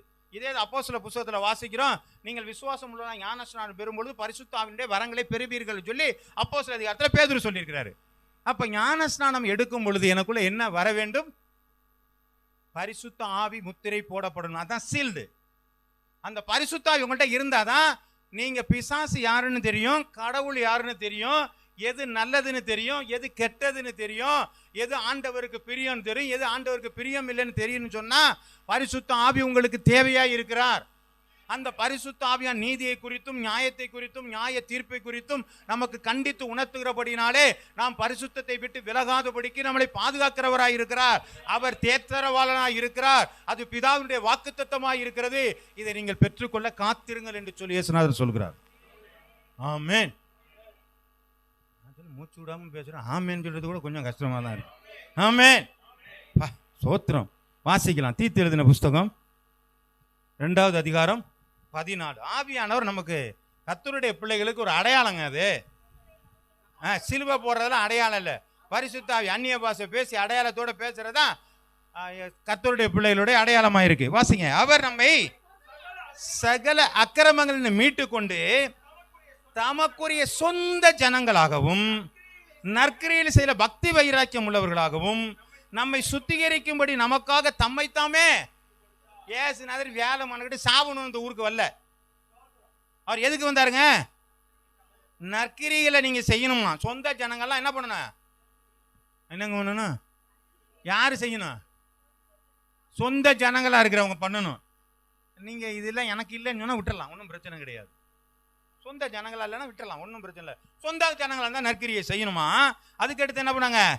பக்தி வைராக்கியமா இருக்கணுமா? ஆமே ஆமே. அப்படின்னு என்னங்க பக்தி வைராக்கியம்னா என்னங்க? பக்தி வைராக்கியம் சொல்லுங்க. பக்தி வைராக்கியம் வசனத்துல வைராக்கியம், அப்படித்தானே அது? ஆமா. 2 பேர் 3 பேர் நாமத்தினாலே கூடி இருக்கும் பொழுது வந்திருப்பாரு, இருக்க மாட்டாரா? ஆமா. எத்தனை மணிக்கு வந்திருப்பாருங்க? 8:30 மணிக்கெல்லாம் வந்திருப்பாரு. நம்ம காலதாமதம் வந்தா நான் ஆண்டவரை என்ன பண்றேன்னு அர்த்தங்க? கனவீனப்படு. 1 நிமிஷம் காலதாமதம் வந்தாலும் கனவீனப்படுத்துறேன். அவரு தானே, நம்ம பாட்டுக்கு ஒரு சேர்ல போய் உட்காந்து. அப்ப இங்க யாரை பாக்குறீங்க? பாஸ்டர் மட்டும்தான் பாக்குறீங்க. யாரை பார்க்கல இங்க? அந்த பிரசன்னத்தை நீங்க உணரல. பிரசன்னத்தை உணர்ந்துட்டோம்னா ஒரு பதப்பதப்பு நமக்குள்ள. ஐயோ, ஆண்டவர் இவ்வளவு நேரம் ஆகி போச்சே, நான் இப்ப வரேனே, ஆண்டவர் என்ன மன்னி, ஆண்டவர் என்ன மன்னி, ஆண்டவர்னு ஒரு பதப்பதப்பு நமக்குள்ள வரும். அது வரலன்னு சொன்னா நமக்கு என்ன அர்த்தம்? நமக்குள்ள பக்தி வைராக்கியம் இல்லைன்னு அர்த்தம். ஆமே. நான் சாதாரணமா சொல்லங்க. நீங்க ஒரு இடத்துக்கு போக முடியல. திரும்ப திரும்ப நான் சொல்லிட்டு இருக்கிறேன். நான் வேலை பார்க்குற இடத்துக்கு 1 நிமிஷம், நான் 5 நிமிஷம் லேட்டா போலாமாங்க? போனா சும்மா இருப்பானாங்க? அப்ப ஆண்டவர்கிட்ட மட்டும் எப்படிங்க காலதாமதமா போறோம்? அப்ப அவர் ஒன்றும் சொல்ல மாட்டாரா? அவர் வேதனைப்பட மாட்டாரா? நான் இவங்களுக்காக ரத்தத்தை சிந்தினேனே, பார்த்து ரொம்ப பரிதாபப்படுறோம்ல, சிலுவையில இயேசுநாத அரைஞ்சிட்டாங்களா? அடி உனக்காதான்ப்பா அரைஞ்சது அது, இல்லைங்களா? மாறணும், வேற ஒண்ணும் இல்ல. இன்னைக்கு வர்றோமா, நாளைக்கு என்ன பண்ணிடுங்க, எப்படியாவது வருவதற்கு பிரயாசப்படணும். நான் திரும்ப சொல்றது என்னன்னா, நீதிமான் விழுந்தாலும் எந்திரிப்பான், 7 முறை விழுந்தாலும் என்ன பண்ணிடுவான், அங்கே கிடக்க கூடாது. அவ்வளவுதான் பிரச்சனை. போன வாரம் வந்துட்டேன், இந்த வாரம் வந்துட்டேன், அடுத்த வாரம் வராதிங்க. ஆமே, அதை தான் நான் சொல்றேன் திரும்ப. அப்ப எட்டனா எட்டரை முன்னாடியே வந்துட்டா ஒன்றும் தப்பு கிடையாது. நான் அடிக்கடி சொல்லுகிற காரியங்கள், நீங்க எட்டனா கரெக்டா 8:30 ஷார்ப்பா வராதிங்க. நீங்க 8:15 வந்தாதான் உங்க உலகத்தை மறந்து இந்த இடத்துல கொஞ்ச நேரம் உட்கார முடியும். இல்லை என்று சொன்னால் நீங்க 8:30 மணிக்கு வந்தீங்கன்னா அந்த உலக நினைவு உங்கள்கிட்டே இருக்கும், அந்த உலகம் போறதுக்கு ரொம்ப நேரமாகும். அதனாலதான் ஆண்டவர் இஸ்ரவேல் ஜனங்களை எகிப்திலிருந்து நடத்துறதுக்கு 40 வருஷம் ஆச்சு. அவன்கிட்ட இருக்கிறது என்ன பண்ணணுங்க, அந்த நினைவுகளை மாற்றணும். அவன் அங்கே இருக்கிற கொம்மட்டிக்காயும் வெள்ளரிக்காயும் வெள்ளை பூண்டுமே நினச்சிக்கிட்டு இருப்பான். நம்ம அங்கே வரும்போது என்ன பண்ணோம், மீன் பார்த்துட்டு வந்தோமே, வித்துருவானா இல்லை வந்ததுக்கு அப்புறம் போய் வாங்கிக்கலாமா, அப்படியெல்லாம் சொல்லிட்டுலாம் அதே இடத்துல வந்துட்டு இருப்போம். இப்போ இதெல்லாம் மாறினா என்ன பண்ணுங்க, நமக்கு கொஞ்சம் நேரம் தேவைப்படும், இல்லைங்களா? அப்படிதான் இஸ்ரவேல் ஜனங்களுக்கு 40 வருஷம் ஆச்சுங்க. ஆமே, மோசேக்கு மொழி மாற எவ்வளோ நாளைச்சுங்க, அவனுக்கு 40 வருஷம் ஆச்சு. அப்படி தெரியுங்களா? கொண்டு போய் அவனை என்ன பண்ணார், எத்திரோ வீட்டில் கொண்டு போய் வச்சு மாடு மேய்க்க விட்டாரு. அவன் உட்காந்து மாடு கடலாம் மேய்ச்சிட்டு போய் என்ன பண்ணுறான், அவன் சொன்ன வார்த்தையை கவனிச்சிங்களா, நான் போகிறேன், நான் எத்திரோட்ட பேசும்போது அவங்க அண்ணன் ஆரோனை வந்துகிட்டு இருக்கிறான், நீ ஒன்று அனுப்புகிறேன், மோசைகிட்ட இவட பார்வன்ட்ட ஒன்று அனுப்புகிறேன், நீ போய் அந்த ஜனங்களை என்ன பண்ணுங்க, விடுதலை ஆக்கணும்ப்பா. என்ன சொன்னாங்க அவன், என்ன திக்குவாயினா என்ன அவனுக்கு, எங்கே பேசுனா அவன் திக்குவாயா, எங்கே மந்தனாவா இருந்துச்சு, மொழி மறந்து போச்சு, திணறிக்கிட்டு பேசுவேனே, அது எப்படா பேசுறேன், அவன் ஆரோன் வாயா இருப்பான், நீ பேசுறான்ட்டார் அவர். புரியுதுங்களா இப்போ? ஆமா, இப்போ அதனாலதான் நான் சொல்றேன், உங்கள் உலகம் மறக்க வேண்டுமானால் நீங்க 8:00 வந்துருங்க. ஆமே, இன்னைக்கு போச்சா பரவாயில்ல, நேத்து போச்சா பரவாயில்ல, நாளைக்கு மாறிக்கொள்வோம். அல்லேலூயா, கர்த்தருடைய நாமம் மகிமைப்படுவதாக. 4வது ஒரு காரியம் வாசிங்க, பரிசுத்த ஜாதி. யாத்ராகமம் எழுதின புஸ்தகம் 19வது அதிகாரம் 6வது வசனத்தை வாசிக்கலாம். 3 வாசிக்கலாம், 6வது வசனத்தை மட்டும் வாசிங்க. நீங்கள் எனக்கு ஆசாரிய ராஜ்யமும் பரிசுத்த ஜாதியும் இருப்பீர்கள் என்று என்றான். அப்படின்னா கொஞ்சம் ஒரு 3 கொஞ்சம் வாசிங்களா.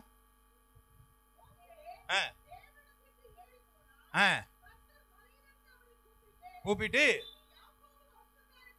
சொல்லவும் என்னவென்றால், செய்ததையும் சுமந்து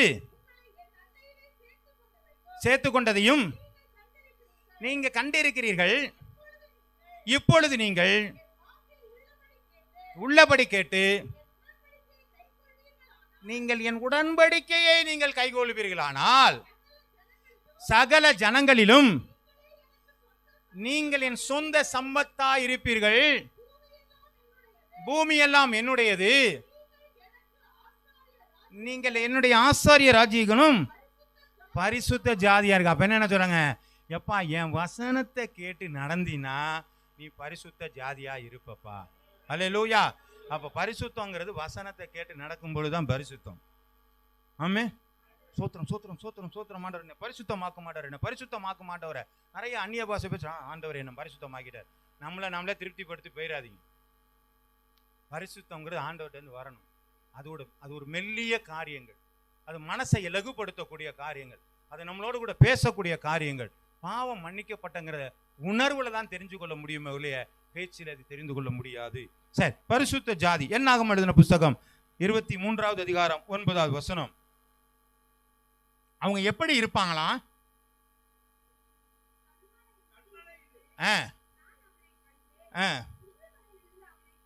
பார்க்கிறேன் அந்த ஜனங்கள் ஜாதிகளோட கலவம். பிழையாம் தீர்க்கதரிசி போய் பார்க்கறான், சபிக்க வேண்டிய ஆட்களை பார்த்துட்டு இவங்க திரும்பி வந்து என்ன பண்றாங்க, பாலாக்கட்டே அவங்களை சலிக்க முடியாதுப்பா. ஏன் சபிக்க முடியாது, அவங்க ஜாதிகளோட என்ன பண்ண மாட்டாங்க. அப்படின்னு என்ன அர்த்தங்க, ஜாதிகளோட கலவாதாரம்னா யாரு, இன்னைக்கு இருக்கிற கேஸ்ட் இல்ல, அதை சொல்லல அவரு. அந்நிய தேவனை வணங்குறவங்க நிறைய நினைக்கிறோம். பழக்கம் இருக்கு, மாமா மச்சான் அப்படிலாம் பேசிட்டே என்ன பண்றாங்க, நீ கிடா விட்டு வந்துடுறியா, போயிடுவோமே, ஒன்றும் பிரச்சனை இல்லையே, பரிசுத்த ஜாதியா, அதெல்லாம் அப்புறம் பார்த்துக்குவோம், கிடா விட்டு நடக்கும்போது அதெல்லாம் என்ன பிரச்சனை, இப்போ நீ எங்கே வெட்டினாலும் நான் வருவோம்ப்பா. ஏன் மாமா கூப்பிட்டு வர மாட்டான், மச்சனை கூப்பிட்டு வர மாட்டான்னா, நீ யாரு கூப்பிட்டு, உனக்கு நீ தனிமையாக வாசம் பண்ணுறாடி, தனித்துவம் உங்கள்கிட்ட இருக்குது. எல்லாரோட போல நான் இருக்க மாட்டேன், எனக்குன்னு தனி என்ன பண்ணுறீங்க, என் வெளி தனி வெளி. வாசிக்கலாமா? அப்போஸ்தலர் எழுதின புத்தகம் 2வது அதிகாரம் 40வது வசனம். இன்னும் அநேக வார்த்தைகள் நான் சாட்சி கூறி மாறுபாடுள்ள இந்த சந்ததியை விட்டு. ஆமா, இப்ப அப்போஸ்தலர் ஒரு ஐடியா கொடுக்குறாரு. ரட்சிக்கப்பட்டாலாம் வர்றாங்க, யூதரெல்லாம் ரட்சிக்கப்பட்டாலாம் வர்றாங்க, என்ன பண்ணணும்னு கேட்குறாங்க. ஞானஸ்நானம் எடுப்பா, பரிசுத்தாவினுடைய வரங்களை பெற்றுக்கொள்ளுப்பா, அப்புறம் என்னையா பண்ணணுங்கிறார். இந்த மாறுபாடான சந்ததியை விட்டு விலகிரு அப்படின்னு என்ன அர்த்தங்க? அப்படின்னு என்ன அர்த்தம் சொல்லுவாங்க? இயேசுநாதரும் வேணும், உலகமும் வேணும். பாம்பு திங்கிற ஊருக்கு போனால் நடுக்கண்டா நமக்கு, அப்படி உக்காந்துருக்கிற வேலையெல்லாம் வேண்டான்னு தான் சொல்லுது. மாறுபாடான சந்ததியை விட்டு விலகுங்க. அவங்க விக்கிரகாரவனா போயிட்டு போகிறாங்க, விட்டுருங்க. நீங்கள் போய் அவங்களுக்காக ஜெபம் பண்ணுங்க. அதை விட்டுட்டு அவங்களோட போய் கூட சேர்ந்துட்டு, இல்லைங்க சும்மா துணைக்கு கூப்பிட்டாங்க, அங்கே என்ன இருட்டா இருக்கு. அடுத்தவங்க போய் விக்கிரக ஆராதனைக்கு போகும்போது நீங்கள் உங்களை என்ன துணைக்கு கூப்பிடுறது? நீங்களும் துணைக்கு கூப்பிட்டு பாருங்க. நான் ஆலயத்துக்கு போகிறேன், வரியா துணைக்கு வரியான்னு கூப்பிடுங்க. என்னங்க ஒருத்தர் சொல்ல மாட்டேங்கிறீங்க, கூப்பிட்டு வர மாட்டாங்கல்ல, வர மாட்டாங்க. ஆனால் நம்ம என்ன பண்ணுறாங்க, ஆமாம் எங்கே போனாலும் கூப்பிட்டு போயிட்டு. மாறுபாடான சந்ததி விட்டு நீங்கள் விலகணும். அவங்க சொல்கிற காரியத்தெல்லாம் கேட்டு கேட்டு நீங்கள் தலையாட்டிருந்தீங்கன்னா மட்டும் பரிசுத்த ஜாதியாக நீங்கள் இருக்க மாட்டீர்கள். நீங்கள் என்ன பண்ணுறீங்க, டைலூட் ஆகிட்டீங்கன்னு அர்த்தம். நீர்த்து போன நிலையில் நமக்கு இருக்கிறோன்னு அர்த்தம். வாசிங்க இன்னும் கூட 2 கொரிந்தியர் 6வது அதிகாரம் 14 - 17.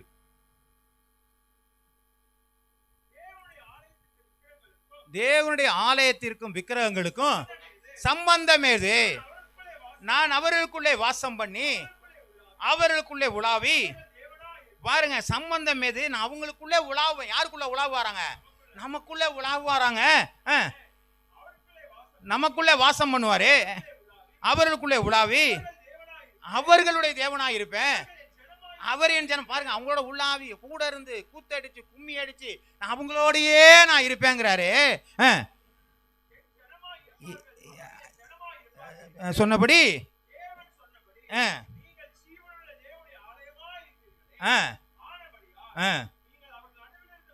புறப்பட்டு பிரிந்து போய், அதுக்கு முன்னாடி இருக்கல, அந்நிய நுகத்திலே அவிசுவாசிகளுடன் பிணைக்கப்படாது இருப்பீர்களாக. நீதிக்கும் அநீதிக்கும் சம்பந்தம் ஏது? ஒளிக்கும் இருளுக்கும் ஐக்கியம் ஏது? கிறிஸ்துவுக்கும் பேலியாளுக்கும் இசைவேது? அவிசுவாச விசுவாசிகளுக்கு சுத்தமா கிடையாது. நாங்க 40 நாள் விருதம் இருந்து போறோம், உனக்கு எனக்கு சம்பந்தமே இல்லை. நாங்களாம் யாரு தெரியுமா? நீ யாரா இருந்தானே, உனக்கு எனக்கு சம்பந்தமே கிடையாது. ஏங்க அப்படி சொல்றீங்க? ஏன் பைபிள் அப்படித்தான் சொல்லுது, உனக்கு எனக்கு சம்பந்தம் இல்லைன்னு சொல்லுது. ஏன் நீ விக்கிரக வழிபாடு பண்ற, நான் விக்கிரகத்தை விட்டு வெளியில வந்துட்டேன்னு கோபம் வரும். அது பத்தி நமக்கு என்ன இருந்துச்சு? ஆமே. அப்ப நமக்கு சம்பந்தம் இல்லாத இசைவில்லாத காரியத்திற்கு நாம் விலக வேண்டும். அப்படிப்பட்டவங்க தாங்க பரிசுத்த ஜாதி. ரோமர் எழுதின புத்தகம் 6வது அதிகாரம் 12 - 13. ஆகையால் சரீர இச்சைகளின்படி பாவத்திற்கு கீழ்ப்படியத்தக்கதாக உங்கள் பாவம் ஆளாதிருப்பதாக. உங்களை பாவம் ஆளக்கூடாதுங்க, உங்களை பாவம் டாமினேட் பண்ணக்கூடாது, பரிசுத்தம் டாமினேட் பண்ணணும் இல்லைங்களா? யாரு உள்ள அதெல்லாம் சொன்னாங்கல்ல ரோமர் புத்தகத்தில் சொல்லும் பொழுது, நான் நன்மை செய்ய அறிந்திருந்தும் செய்யாதபடிக்கு எனக்குள்ளே ஒரு பாவ பிரமாணம் இருக்குது, அது ஒன்று ஆளக்கூடாதுன்னு சொல்றாரு. அது இருந்துட்டு போகுது, ஒன்றும் பிரச்சனை இல்லை. ஆனால் அது உன்னை ஆளக்கூடாது, பரிசுத்தம் உன்னை ஆள வேண்டும் என்கிறார். அதுதான் இந்த வேதம் சொல்கிறது. நீங்கள் உங்கள் அவயவங்களை அநீதியின் ஆயுதங்களாக பாவத்திற்கு ஒப்பு கொடுக்காமல் உங்களை மரித்தோர்ந்து ஒப்பு கொடுத்து உங்கள் அவயவங்கள் நீதிக்குரிய ஆயுதங்களாக தேவனுக்கு ஒப்புக்கலாம். அப்ப எப்படிங்க உங்களோட அவயவங்களை எப்படி ஒப்பு கொடுக்கணுமாங்க? நீதிக்குரிய அவயவங்களை. அப்படின்னு என்ன அர்த்தம்? கண்ணு நீதி செய்யணும், நீதியா பார்க்கணும். என்னுடைய பார்வை பூரா எப்படி இருக்கணுங்க? நீதியா பார்க்கணும். என்னுடைய பேச்சு எப்படி இருக்கணுங்க? நீதியா பேசணும். கேட்கறது எப்படி கேட்கணுங்க? நீதியா கேட்கணும்.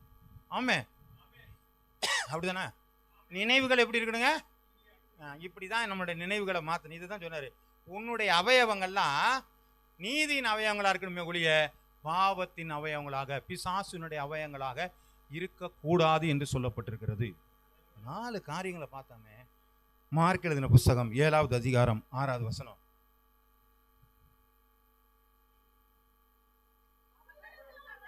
அவர்களுக்கு அவர் பிரதியுத்தரமாக, இந்த ஜனங்கள் தங்கள் உதடுகளினால் என்னை கனம் பண்ணுகிறார்கள், அவர்கள் இருதயமோ கண்டுபிடிச்சிருவாருங்க. நீங்க உங்க இருதயத்துல நீங்க என்ன பேசினாலும் அவர் கண்டுபிடிச்சிருவாரு. அவன் வாயில மட்டும் தான் ஏன் பேசிட்டு இருக்கிறான், வாழ்த்திக்கிட்டே இருக்கிறான், துதிச்சுக்கிட்டே இருக்கான், சோத்திரம் சோத்திரம் சோத்திரம், உள்ள எங்க இருக்கு? அது போயிருச்சு, ஒரு 10 கிலோமீட்டர் 20 கிலோமீட்டர் எங்கேயோ போயிருச்சு. ஆள் இங்கதான் இருந்துட்டு இருக்கிறாரு. எங்க இருந்திருக்காரு? சபையெல்லாம் இருந்துட்டு இருக்கிறாரு. உள்ள எங்க போயிருச்சுங்க? 3ஆம் 4ஆம் வரலாம் போயிடும், அது பாட்டுக்கு போயிருச்சு.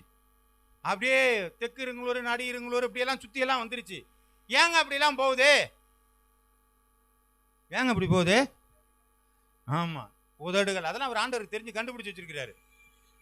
ஆண்டவருடைய ஜனங்களா இருந்தால் நீதியானவர்கள் மட்டும்தான் செய்வார்கள். இப்ப 4 காரியங்கள். முதலாவது காரியம், தேவனாலே தெரிந்து கொள்ளப்பட்ட ஜனங்கள் நாம், ராஜரீக ஆசாரிய கூட்டமாக இருக்கிறோம். 3வது காரியம், சொந்த ஜனங்களா இருக்கிறோம்.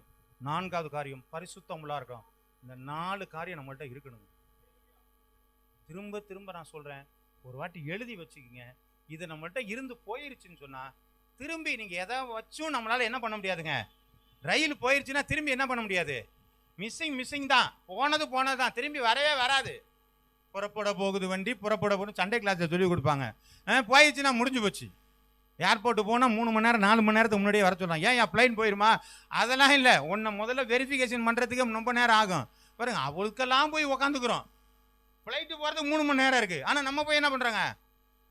போனதில்லை. இல்லை, நானும் போனதில்லை, சொல்கிறது தான் 3 மணி நேரம். தம்பி எத்தனை மணி நேரம்பா சொல்கிறது கரெக்டு தானே? போய் கொண்டு விடலாம் போனீங்க? தெரியல. சரி, அட்லீஸ்ட் ஒரு 2 மணி நேரம். சரி, போனவங்களுக்கு தான் தெரியும். சரி, ஏதோ வச்சுக்கோ, முன்னாடி போய் தான் ஆகணும், வேற வழி இல்லை. கர்த்தருடைய நாமம் மகிமைப்படுவது. அப்போ அதுக்கெல்லாம் நம்ம ஏன் ரெடியாக போகிறோன்னா, பிளைன் போகிறது லேட்டு தான், ஆனால் எல்லாத்தையும் நான் ரெடி பண்ணதுக்கப்புறம் கரெக்டாக நான் போயிடணுங்க. கொஞ்சம் லேட்டான இமிக்ரேஷன் பண்ணாமல் விட்டாங்கன்னா உள்ளே போக முடியாது. பிளைனும் இருக்கும், எனக்கு ஆகலைன்னா உள்ளே போக முடியாது, பார்த்துக்கிட்டு தான் இருக்கலாம். இப்போ ரொம்ப பேர் அப்படி தான் பார்த்துக்கிட்டு இருக்க மாதிரி தான் ஒரு சூழ்நிலை வேதம் சொல்லுது. என்ன சொல்லுங்க? ஒருவன் கிறிஸ்துவுக்குள் இருந்தால், இதுதான் வசனமா? வேற வசனம் ஞாபகம் இருக்கா? வேற வசனம் ஏதாவது ஞாபகம் இருக்கா? எக்காலம் சத்தம் துணிக்கும்,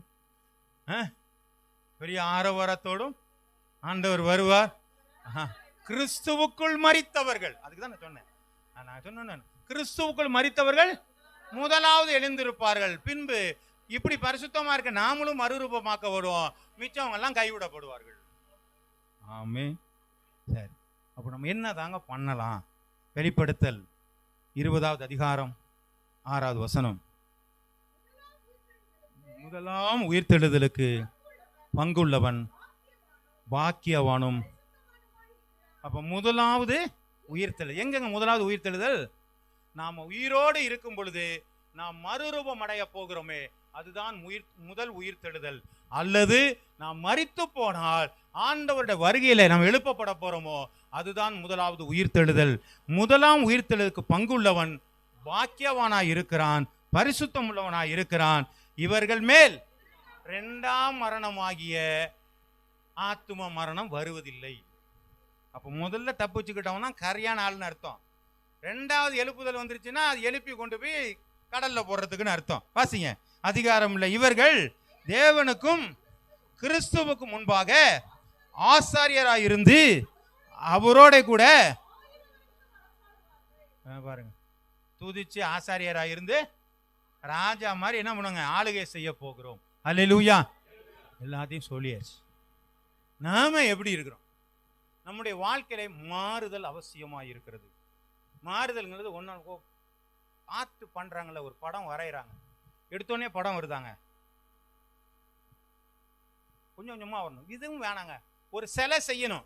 எதெல்லாம் தேவையில்லையோ அதையெல்லாம் வெட்டி எடுத்துட்டா ஒரு அழகான சிலை வந்துடும். அப்போ நம்ம அழகா மாறணும்னா நம்மள்ட்ட இருக்க தேவையெல்லாம் என்ன பண்ணிடுங்க, எல்லாத்தையும் தேவையில்லாதெல்லாம் வெட்டி வெட்டி எடுத்துட்டா அழகா மாறிடும்.